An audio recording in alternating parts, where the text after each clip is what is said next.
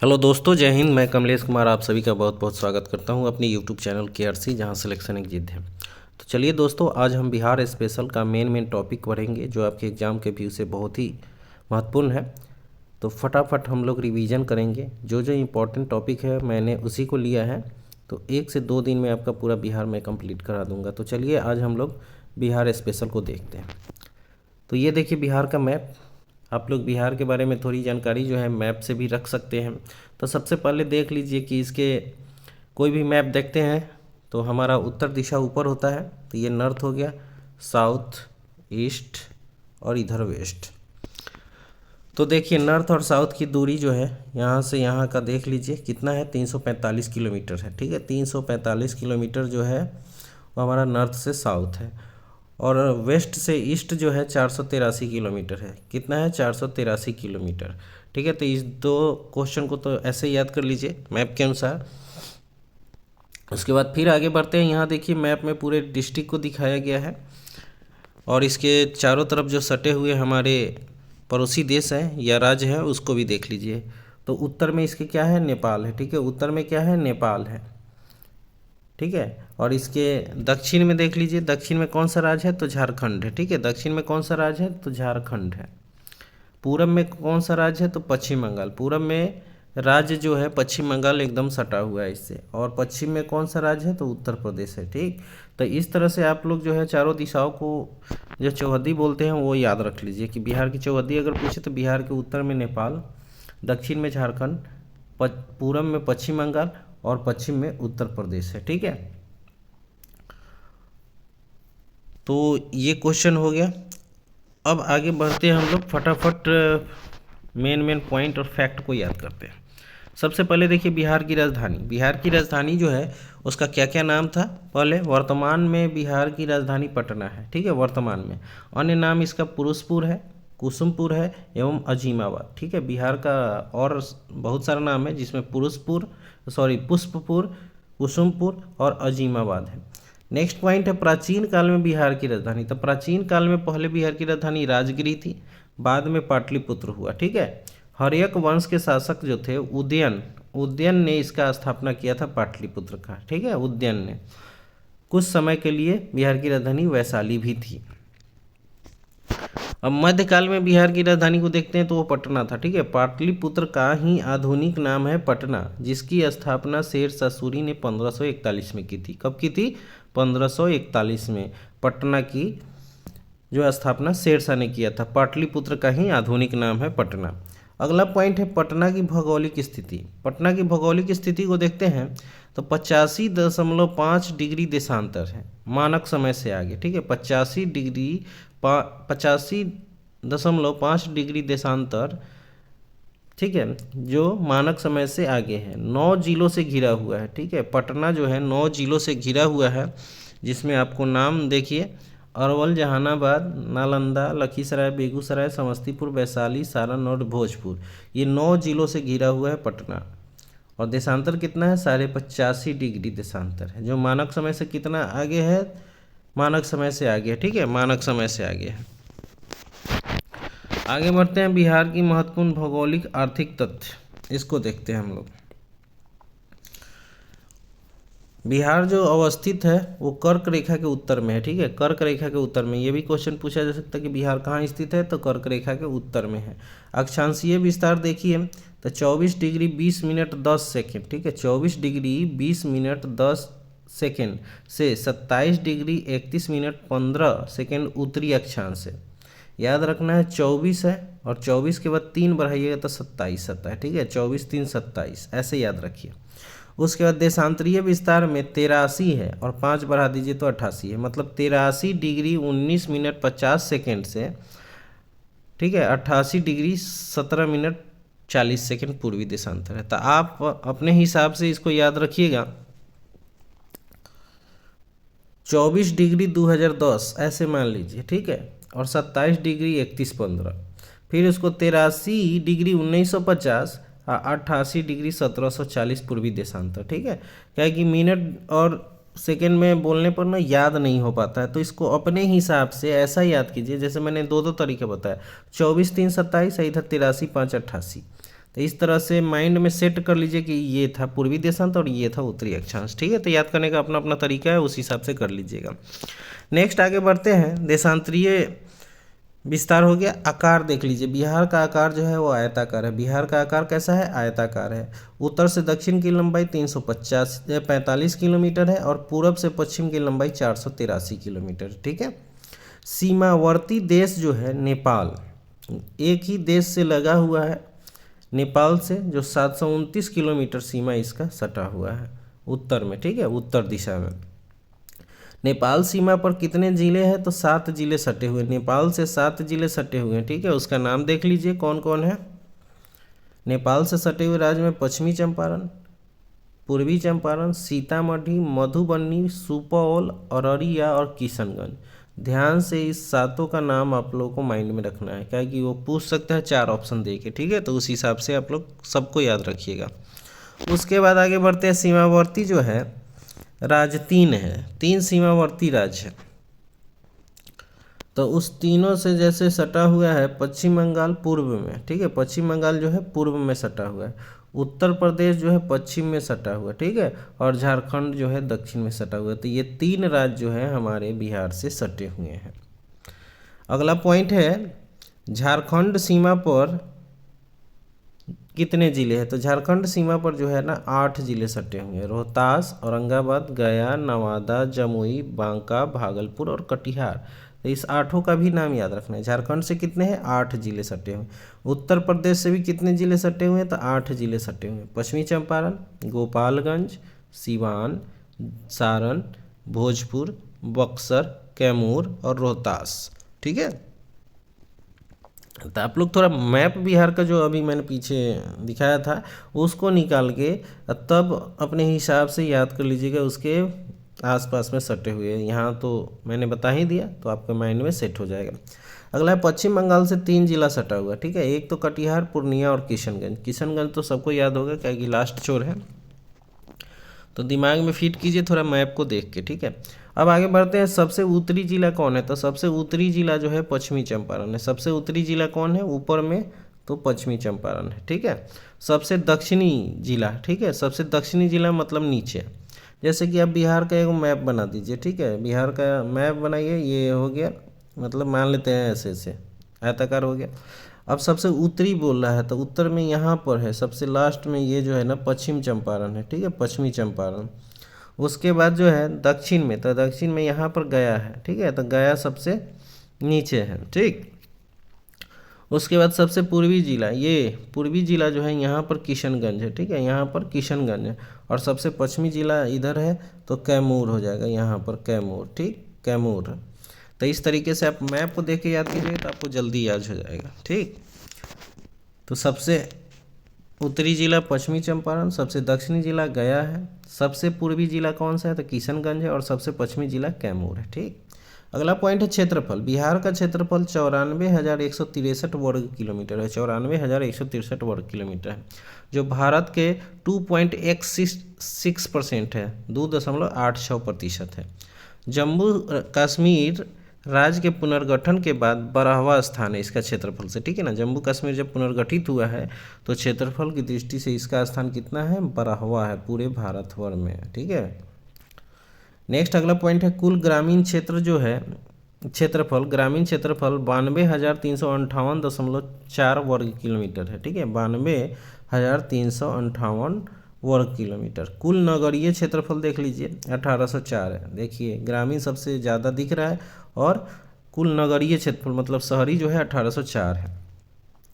समुद्र तट से दूरी जो है लगभग 200 किलोमीटर है। VVI क्वेश्चन है, समुद्र तट से कुल दूरी जो है वो 200 किलोमीटर है। समुद्र तल से औसत ऊंचाई 173 फीट या 53 मीटर। इसको सही से याद रखिएगा, फीट में पूछेगा हमेशा, फीट में ही पूछता है, 173 फीट।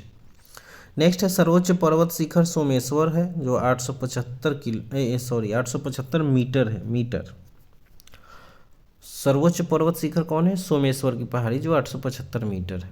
अगला पॉइंट है जलवायु यहाँ की जो है बिहार की वो मानसूनी है। मानसूनी है मतलब अधिक बारिश होती है। ठीक है, अगला पॉइंट है वर्षा का स्रोत क्या क्या है? तो दक्षिण पश्चिम मानसून और बंगाल की खाड़ी से बारिश होती है। ठीक है, दक्षिण पश्चिम मानसून और बंगाल की खाड़ी ये वर्षा के स्रोत है। अगला पॉइंट है औसत वार्षिक वर्षा जो होती है 1414 mm होती है, ठीक है, 1414 mm, देखिए कितना वर्षा होता है। और सर्वाधिक वर्षा वाला जिला जो है वो किशनगंज, किशनगंज जो पश्चिम बंगाल से सटा हुआ है, वहाँ पर सबसे ज़्यादा वर्षा होती है। और सबसे कम वर्षा होती है अरवल जिला में, ठीक है, अरवल जिला में साउथ में जो पड़ता है वहाँ पर नहीं होती है। अब आगे बढ़ते हैं हम लोग। सर्वाधिक गर्म जिला, सर्वाधिक गर्म जिला जो है वो गया है। सर्वाधिक गर्म जिला कौन सा है? गया है। और सबसे ठंडा जिला कौन सा है? तो ये भी गया है। तो ठंडा गर्म वाला बात गया गया ही है दोनों, ठीक, तो याद रहेगा। कुल बाढ़ प्रभावित क्षेत्र जो है 68.80 लाख हेक्टेयर है, 68.8 लाख हेक्टेयर है जो बाढ़ से प्रभावित है। अगला पॉइंट है कुल सिंचाई में प्रतिशत भाग कितना है? तो कुल सिंचाई में नलकूप से हम लोग सबसे ज़्यादा करते हैं 63.9, ठीक है, नलकूप से कितना करते हैं? 63.9। उसके बाद नहर से करते हैं हम लोग 30.6 और तालाब से 1.9 और कुआं से 0.6%। तो इस तरह से दो चीज़ तो आप लोग एकदम याद रखेंगे। नलकूप सबसे ज़्यादा है 63.9, उसके बाद कौन आता है? नहर, नहर से 30.6, उसके बाद तालाब आता है 1.9 और उसके बाद कुआं आता है 0.6। सबसे लंबी नदी गंगा, जिसके किनारे 12 जिले हैं, ठीक है, सबसे लंबी नदी कौन सी है भारत में, सॉरी बिहार में? तो गंगा नदी है, ठीक है, जिसके किनारे 12 जिले स्थित है। बीबीए क्वेश्चन, 12 जिला सटा हुआ है गंगा से। बिहार का शोक कोसी नदी को कहते हैं, ठीक है, कोसी नदी को अरुण नदी के नाम से भी जाना जाता है, तो ये भी याद रखेंगे। बिहार का शोक कौन है? कोसी नदी। कोसी को शोक इसलिए कहा जाता है कि ये बाढ़ से लोगों को काफ़ी परेशान करता है, माल जल की क्षति होती है, ठीक है, इसलिए बिहार का शोक कोसी को कहते हैं। सर्वाधिक गर्म जलकुंड जो है ब्रह्मकुंड राजगीर में है, ठीक है, सर्वाधिक गर्म जलकुंड। जो भी क्वेश्चन हो रहा है एकदम सिलेक्टेड है, जरूर माइंड में सेट कर लीजिए। एग्जाम से जाने से पहले 2 बार 4 बार पढ़िए, बिहार से नहीं छूटेगा क्वेश्चन, मैं पूरा कोशिश करूँगा, ठीक है। उसके बाद है सर्वाधिक विस्तृत मृदा जो है वो जलोढ़ है, मतलब सबसे ज़्यादा जो मैदानी भाग में जो भूमि है वो कौन सी है? तो जलोढ़ मिट्टी है, ठीक है, जलोढ़ मिट्टी है। नेक्स्ट आगे बढ़ते हैं हम लोग। सर्वाधिक प्रमुख खाद्यान्न, सर्वाधिक प्रमुख खाद्यान्न कौन सा है? तो धान है, ठीक है। उसके बाद प्रमुख वन का प्रकार कैसा है? तो पर्णपाती है, पर्णपाती वन है, ठीक है। सर्वाधिक वन आवरण वाला जिला कौन सा है? तो कैमूर है, 31.56%, 31.56% है, ठीक है। उसके बाद है न्यूनतम आवरण वाला जिला, वन आवरण वाला, सबसे कम वन जो है वो शेखपुरा में है, ठीक है, सबसे कम कितना है?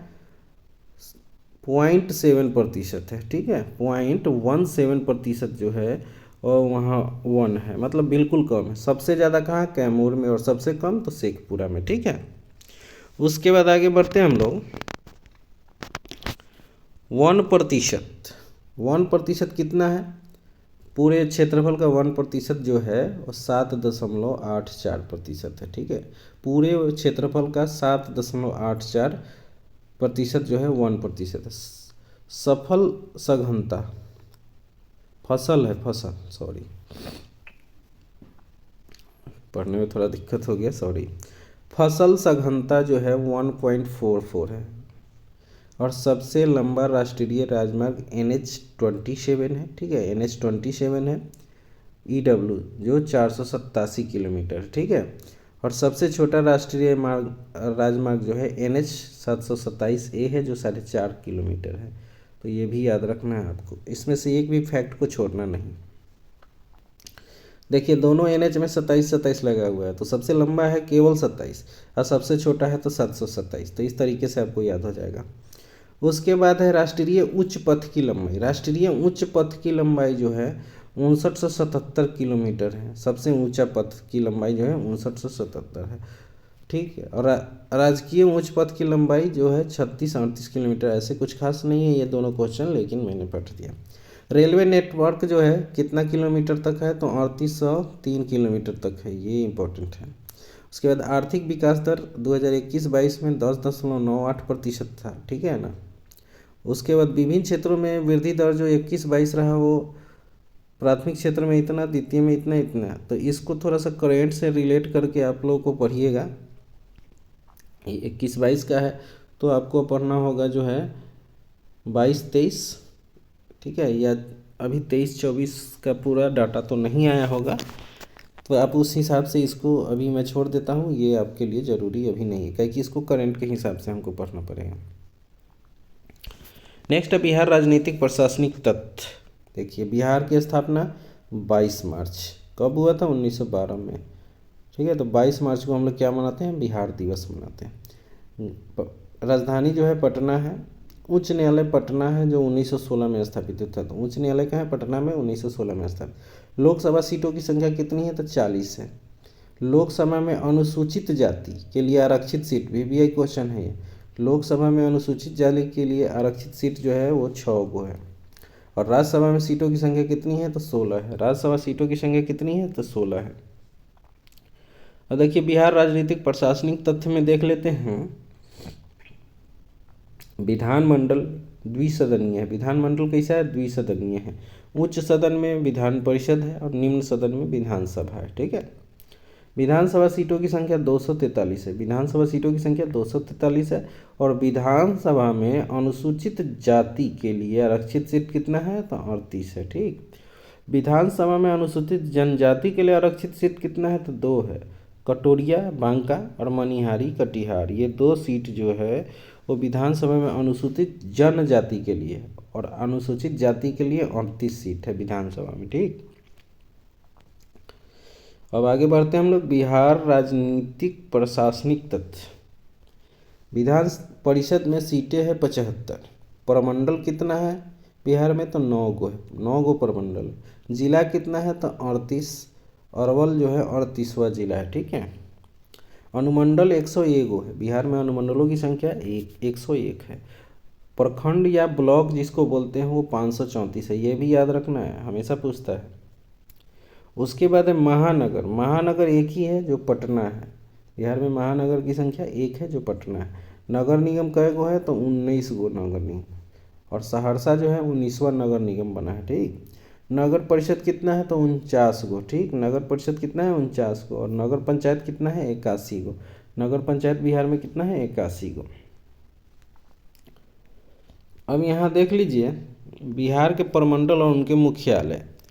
कोसी प्रमंडल, इसका मुख्यालय सहरसा है। कोसी प्रमंडल का मुख्यालय जो है वो सहरसा है। और इसमें सहरसा, सुपौल और मधेपुरा 3 जो जिले हैं वही आते हैं। प्रमंडल टोटल कितना है? 9 गो है, ये ध्यान में रखना है। अब मगध को देखते हैं। मगध प्रमंडल का मुख्यालय जो है गया है। और इसमें जो है 5 जिले आते हैं। कितने आते हैं? 5 जिले जो सामने दिया हुआ है, गया, औरंगाबाद, नवादा, जहानाबाद और अरवल। उसके बाद पटना जो है प्रमंडल, उसका मुख्यालय भी पटना में ही है। और इसमें 6 जिले आते हैं। कितने आते हैं? 6। पटना, नालंदा, भोजपुर, बक्सर, कैमूर और रोहतास। ठीक है। अब आगे बढ़ते हैं हम लोग। पूर्णिया। पूर्णिया जो है जिला या प्रमंडल, उसका मुख्यालय भी पूर्णिया में ही है। इसमें जो है 4 ही आते हैं, अररिया, किशनगंज, पूर्णिया और कटिहार। उसके बाद मुंगेर जो है प्रमंडल, उसमें मुंगेर ही है उसका मुख्यालय। और इसमें जो है 6 आते हैं, 6 जिले सब लगे हुए हैं। उसके बाद दरभंगा है। दरभंगा का जो है मुख्यालय दरभंगा ही है। मधुबनी, दरभंगा, समस्तीपुर, यहाँ पर 3 ही है। और उसके बाद भागलपुर आता है, तो भागलपुर का मुख्यालय भी भागलपुर में है। भागलपुर, बंका 2 ही है। तो इस तरीके से आप जो है प्रमंडल को देख लीजिएगा अच्छे से। प्रमंडल 9 है और उसका जो मुख्यालय है और संबंधित जिले है वो सब कुछ। तो इस 9 प्रमंडल के में ही सारे 38 जिलों को बांटा हुआ है। अब आते हैं बिहार का राजकीय प्रतीक, थोड़ा देख लीजिए। VVI क्वेश्चन है। राजकीय चिन्ह जो है बिहार का राज्य चिन्ह बोधि वृक्ष है, 2 स्वास्तिक के बीच स्थित है। राजकीय वृक्ष जो है पीपल है। राजकीय पुष्प कौन सा है? गेंदा, जिसे हम मैरीगोल्ड बोलते हैं। राजकीय पशु जो है बैल, 2013 से पूर्व रीछ था। ठीक है। तो राजकीय पशु कौन है? बैल है, जिसको सांड भी बोल सकते हैं हम लोग, लेकिन ऐसे बैल ही मारिएगा, सांड नहीं मारिएगा। राजकीय पक्षी जो है गौरैया, पूर्व में नीलकंठ था। राजकीय पक्षी कौन सा है? गौरैया है। राजकीय मछली जो है वो मांगुर है, मांगुर मछली है। और राजभाषा जो है प्रथम हिंदी और द्वितीय उर्दू है, ये भी याद रखना है। नेक्स्ट है 8वीं अनुसूची में हिंदी, उर्दू तथा मैथिली जो है वो बिहार की भाषाएं शामिल हैं। 8वीं अनुसूची में बिहार की 3 भाषाएं शामिल हैं, हिंदी, उर्दू तथा मैथिली। राज प्रार्थना है मेरी रफ्तार पे सूरज की किरण नाज करे। ठीक है, ये है हमारा राज प्रार्थना। राजगीत क्या है? मेरे भारत के कंठहार, तुझको सत सत वंदन बिहार। ये है हमारा राज्यगीत। राज्य का महापर्व छठ है, ठीक है। राज्य का महापर्व क्या है? छठ है। और राजकीय खेल क्या है? तो कबड्डी है। राजकीय खेल क्या है? कबड्डी है, ठीक है। अब आते हैं हम लोग राज्य में पारित कुछ अधिनियम। इस अधिनियम को देखिए, 2006 में बिहार पंचायती राज अधिनियम स्थानीय निकायों में 50% महिलाओं को आरक्षण कब मिला था? 2006 में। बिहार लोक सेवा गारंटी कानून कब बना? तो 2011 में। बिहार लोक सेवा गारंटी कब बना? 2011 में। बिहार लोकायुक्त कानून मुख्यमंत्री भी दायरे में है, 2011 में। और बिहार लोक शिकायत निवारण अधिकार अधिनियम कब बना? तो 2016 में बना था। और बिहार मद निषेध एवं उत्पाद अधिनियम शराबबंदी हेतु ये बना था 2016 में। तो ये जो मेन फैक्चुअल थे ये मैंने बता दिए। अब आते हैं बिहार की जनगणना 2011 के बारे में थोड़ा सा पढ़ लेते हैं, भारत से तुलना करने के हिसाब से। जनसंख्या जो है 10.41 करोड़ है, 10.41 करोड़ है। कहीं कहीं दाही सैकड़ा हज़ार 10 लाख 10 लाख करोड़, 10,40,99,452 है, ठीक है। ये है भारत का 8.6% है। भारत की जनसंख्या का कितना है? 8.6% है, जो भारत में तीसरा स्थान रखता है, ठीक है। भारत में बिहार की जनसंख्या जो है तीसरे पोजीशन पर है। और भारत की जनसंख्या जो है 121 करोड़ है। अभी तो काफ़ी बढ़ गया, लेकिन ये 2011 के जनसंख्या के अनुसार है। एग्ज़ाम में 2011 की जनसंख्या ही लगा के पूछेगा। वर्तमान में अभी कोई डाटा नया आया नहीं है, तो देखिए अगर पूछना होगा तो 2011 के हिसाब से ही पूछेगा। पुरुष जनसंख्या बिहार में जो है 52.14% है और भारत में 51.47% है, ठीक है। महिला जनसंख्या बिहार की है 47.86 और भारत में है 48.53, ठीक। शिशु जनसंख्या को छोड़िए, शहरी जनसंख्या देख लीजिए। शहरी जनसंख्या प्रतिशत 11.29% है, ये बिहार का है। और भारत में कितना है? 31.16%, ठीक। तो ये दोनों VVI है, मोस्ट VVI इसको कह सकते हैं। बिहार में जनसंख्या जो है शहरी वाला है 11.29 और भारत में कितना है? 31.16%। अब बिहार के प्रमंडल और उसके मुख्यालय, ये तो एक छूट गया था उसमें से ना, तिरहुत प्रमंडल हमने नहीं बताया था। जो अभी बताया उसमें से तिरहुत प्रमंडल छूटा हुआ था। तो ये मुजफ्फरपुर, आप लोग जो है तिरहुत का जो है मुख्यालय मुजफ्फरपुर है। तो इसमें देख लीजिए पश्चिमी चंपारण, पूर्वी चंपारण, मुजफ्फरपुर, वैशाली, सीतामढ़ी और शिवहर आते हैं, ठीक है। और सारण जो है उसका मुख्यालय छपरा में है। इसमें 3 आते हैं, सारण, सिवान और गोपालगंज।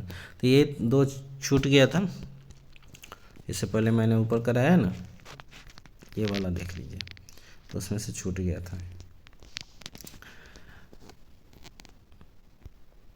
अब देखिए ग्रामीण जनसंख्या जो है बिहार की, वो देख लेते हैं। ग्रामीण जनसंख्या का प्रतिशत 88.71% है। पूरे भारत में 68.84% है, ठीक है।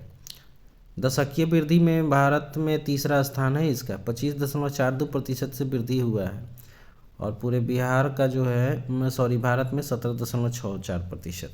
जनसंख्या घनत्व बिहार का 11.6 व्यक्ति है प्रति किलोमीटर। भारत में प्रथम स्थान है VVI।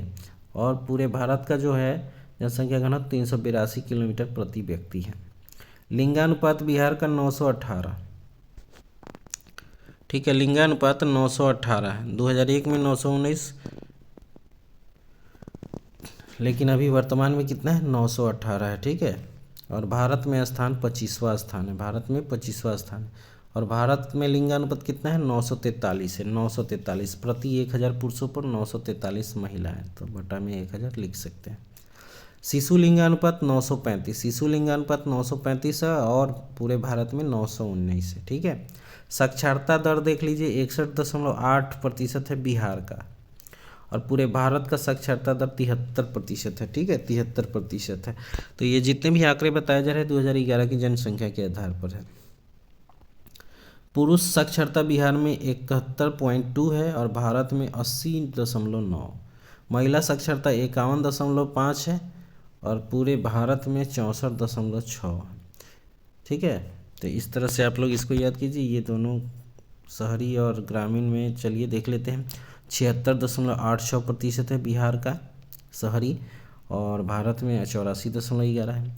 ग्रामीण साक्षरता बिहार का 59.86 है और पूरे भारत का 67.77% है।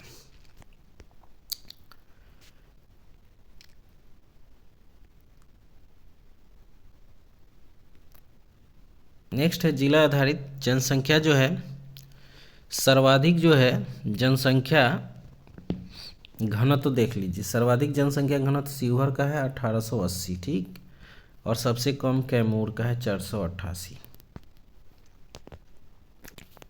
ठीक है। जनसंख्या घनत्व में जो है 5 का दिया हुआ है, उसके बाद पटना आता है, फिर दरभंगा आता है, फिर वैशाली आता है। तो इस 5 को याद कर लीजिए, कहीं मिलाने वाले क्वेश्चन में आ जाते हैं। जनसंख्या घनत्व में सर्वाधिक शिवहर है, दूसरे स्थान पर पटना है, तीसरे पर दरभंगा, चौथे पर वैशाली है। उसी तरह से न्यूनतम में आ जाइए तो न्यूनतम में सबसे फर्स्ट पर है कैमूर, उसके बाद जमुई आता है, और तीसरे नंबर पर बांका आता है, और चौथे नंबर पर जो है पश्चिमी चंपारण आता है, ठीक है। उस तरह से लिंगानुपात के मामले में 5 जो है सर्वाधिक है, तो सबसे ज़्यादा जो है गोपालगंज में है 1021, और सिवान दूसरे नंबर पर है, सारण तीसरे नंबर पर है, चौथे पर किशनगंज है। ये है लिंगानुपात के मामले में। उसी तरह से सबसे कम लिंगानुपात में मुंगेर सबसे नंबर 1 पे है 876, उसके बाद भागलपुर है, तब खगड़िया है, तब शिवहर है, ठीक है। नेक्स्ट है शिशु लिंगानुपात में सबसे ज़्यादा जो है किशनगंज 971 और वैशाली सबसे कम है 904। साक्षरता दर में सबसे ज़्यादा रोहतास है, उसके दूसरे नंबर पर पटना आता है, ठीक है। तो रोहतास का 73.37% है, ये जरूर याद रखिए, सबसे ज़्यादा है। उसके बाद दूसरे नंबर पर पटना, तीसरे नंबर पर भोजपुर, चौथे नंबर पर मुंगेर आता है। उसके बाद है पूर्णिया जो है सबसे कम है, पूर्णिया का जो साक्षरता दर सबसे कम है 51.08% है। उसके बाद सीतामढ़ी दूसरे नंबर पर, तीसरे नंबर पर कटिहार और चौथे नंबर पर मधेपुरा आता है। पुरुष साक्षरता में सबसे ऊपर है रोहतास 82.88%, और पूर्णिया सबसे कम है 59.06%, ठीक है। पूर्णिया जो 59.06%। महिला साक्षरता में सबसे अधिक है रोहतासी है, और महिला साक्षरता में सबसे कम कौन है तो सहरसा है, ठीक। तो इस तरह से ये पूरा डिटेल पता हो गया, आगे बढ़ते हैं। अब देख लेते हैं अनुसूचित जाति और अनुसूचित जनजाति से संबंधित आंकड़े। कुल जनसंख्या में अनुसूचित जाति का प्रतिशत 15.9 है, और कुल जनसंख्या में अनुसूचित जनजाति का प्रतिशत 1.3% है। सर्वाधिक अनुसूचित जाति जनसंख्या जो है वो गया में है, और न्यूनतम अनुसूचित जाति, ये सर्वाधिक गया में है अनुसूचित जाति, और सर्वाधिक नहीं, सबसे कम जो है वो शिवहर में है अनुसूचित जाति, ठीक है, शिवहर में, सॉरी क्या है, सर्वाधिक अनुसूचित जाति जो है गया में सबसे अधिक है, और सबसे कम कहाँ पर है अनुसूचित जाति तो शिवहर में है। अगला पॉइंट है सर्वाधिक अनुसूचित जाति जनसंख्या प्रतिशत, अब प्रतिशत में भी गया सबसे अधिक है, और न्यूनतम अनुसूचित जनजाति जनसंख्या प्रतिशत में किशनगंज है, ठीक। अब आते हैं सर्वाधिक अनुसूचित जनजाति जनसंख्या में पश्चिमी चंपारण सबसे अधिक है, और सबसे कम अनुसूचित जनजाति जनसंख्या जो है वो शिवहर में है, ठीक। नेक्स्ट है, अब जनसंख्या प्रतिशत में पूछ रहा है अनुसूचित जनजाति का, तो पश्चिमी चंपारण है, और सबसे कम अनुसूचित जनजाति प्रतिशत औरंगाबाद में है। नेक्स्ट है यहाँ पर, अब कुछ देख लेते हैं जिला आधारित आंकड़े। जिला आधारित आंकड़े जो हमने ऊपर देखा था उसमें से कुछ और आगे है। जनसंख्या के मामले में पटना सबसे ऊपर है, जनसंख्या में पटना सबसे ज़्यादा है, और सबसे कम शेखपुरा में है, ठीक है। दूसरे नंबर पर जनसंख्या के मामले में पूर्वी चंपारण आता है, और तीसरे नंबर पर मुजफ्फरपुर, और चौथे नंबर पर मधुबनी, ठीक है, सर्वाधिक में, और न्यूनतम में शेखपुरा नंबर 1, उसके बाद शिवहर दूसरा, तीसरा में अरवल, और चौथा में लखीसराय आता है। उसके बाद नगरीय जनसंख्या सबसे अधिक है पटना का, और सबसे कम है शिवहर का, ठीक है। नगरीय जनसंख्या प्रतिशत में पटना सबसे अधिक है, और नगरीय जनसंख्या प्रतिशत में सबसे कम समस्तीपुर है। उसके बाद है ग्रामीण जनसंख्या में पूर्वी चंपारण, ग्रामीण जनसंख्या में पूर्वी चंपारण, ठीक है, ग्रामीण जनसंख्या में पूर्वी चंपारण और शेखपुरा जो है वो सबसे कम है। शिशु जनसंख्या किशनगंज में है सबसे ज़्यादा, शिशु जनसंख्या किशनगंज में सबसे ज़्यादा है, और मुंगेर सबसे कम है। जनसंख्या वृद्धि जो है मधेपुरा में सबसे ज़्यादा हुआ है, और सबसे कम गोपालगंज में हुआ है, ठीक है। तो चलिए आगे बढ़ते हैं हम लोग फिर से। और धर्म आधारित आंकड़े जो अभी जनगणना के हिसाब से हुआ तो उस आधार पर देख लीजिए, सबसे ज़्यादा जो है हिंदू है, उसके बाद मुसलमान, तब ईसाई, तब सिख, तब बौद्ध, तब जैन। ठीक है, तो इसको क्रम बाई क्रम याद रखिएगा। हिंदू मुस्लिम, तब ईसाई सिख। ठीक है, तो आप लोग जैसे हिंदू मुस्लिम सिख ईसाई पढ़ते हैं ना आपस में भाई भाई, तो उसको थोड़ा सा चेंज कीजिए, हिंदू मुस्लिम ईसाई सिख, तब बौद्ध जैन। ठीक है, तब बौद्ध जैन जोड़ लीजिएगा। प्रतिशत में हिंदू सबसे ज़्यादा है, फिर मुस्लिम आता है, फिर ईसाई, फिर सिख, बौद्ध जैन। जैसे ऊपर वाला है उसी तरह से है प्रतिशत में भी। लिंगानुपात में आपको ईसाई सबसे ज़्यादा, उसके बाद मुस्लिम, तब हिंदू, तब जैन, तब सिख, तब बौद्ध। लिंगानुपात में ईसाई सबसे ज़्यादा है, उसके बाद मुस्लिम आता है, तब हिंदू आता है, तब जैन आता है, तब सिख आता है, तब बौद्ध आता है। साक्षरता में देखिए सबसे ज़्यादा जो साक्षर है वो जैन लोग सबसे ज़्यादा है, उसके बाद सिख है, तब ईसाई है, तब बौद्ध है, तब हिंदू है, तब मुसलमान। मुसलमान सबसे लास्ट में है ये साक्षरता दर में, और सबसे पहले कौन है तो जैन धर्म है। तो ये दोनों भी याद रखिएगा। साक्षरता में मुस्लिम जनसंख्या जो है सबसे कम है और जैन सबसे ऊपर है। नेक्स्ट पॉइंट है बिहार बजट। बिहार बजट 23-24 जो है इसको देख लीजिए थोड़ा सा। सामान्य परिचय है। 28 फरवरी 2023 को वित्त मंत्री विजय कुमार चौधरी द्वारा अब तक सबसे बड़ा बजट पेश किया गया है। कब पेश किया गया? 28 फरवरी 2023 को। सकल घरेलू उत्पाद जो GSDP है 8,58,928 करोड़, 8,58,928 करोड़ का ये सकल राज्य घरेलू उत्पाद का अनुमान है 2023-24 में। ठीक है, व्यय देख लीजिए। कुल व्यय जो है 2,61,0885, सॉरी कहीं दहाई सैकड़ा हज़ार 10,00,000, 2,61,885.40 करोड़ है। पिछले वर्ष इतना से अधिक है। ठीक है, पिछले वर्ष इतना अधिक है। तो इस तरह से आप लोग इस डाटा को जो है एक बार देख लीजिए अच्छे से। राजस्व व्यय जो है 2,07,848 करोड़ है। पूंजीगत व्यय जो है 54,037 करोड़ है। विकासात्मक व्यय जो है, विकासात्मक व्यय ये जो है 1,67,375.47 करोड़ है। उसके बाद गैर को तो छोड़िए, गैर क्या याद किया जाए। प्राप्तियाँ कहाँ कहाँ से होगी? कुल प्राप्ति जो होगी हमारे पास वो जो है 2,62,085.40 करोड़। उसके बाद राजस्व प्राप्ति जो होगा 2,12,326 और पूंजीगत प्राप्ति जो होगी वो 49,758.44 करोड़। ठीक है, तो ये प्राप्तियाँ हैं। राजस्व बजट जो है GSDP का 0.52% है। ये VBI क्वेश्चन है। राजस्व बजट जो है जो GSDP का कितना है 0.52%। और उसके बाद राजकोषीय घाटा 2023-24 में GSDP का कितना है 2.98%। ठीक है, 2.98%। ये पूछने वाला क्वेश्चन है। 22-23 में कितना था 3.47%, 3.47%। ठीक है, और 21-22 में कितना था 3.78%। 23 में जो है आप लोग 22-23 का जरूर याद रखिए। ठीक है, और 23-24 का दोनों। 23-24 में कितना है GSDP का 2.98%। 298 करके याद कर लीजिए, माइंड में सेट रहेगा। 2.98%। अब इसके बाद देख लेते हैं लोक ऋण अधिशेष जो है, लोक ऋण अधिशेष GSDP का 32.15% है। 7 निश्चय 2 जो है कुल आवंटन का 5,000 करोड़ है। VBI क्वेश्चन 7 निश्चय 2 के अनुसार कुल आवंटन 5,000 करोड़ है। विकास दर जो है आपको देखना है 23-24 का। ठीक है, विकास दर 23-24 में देख लीजिए कितना हुआ है, यहाँ है 15.24% का अनुमान है। ठीक है, विकास दर 23-24 में जो है 15.24 का अनुमान है।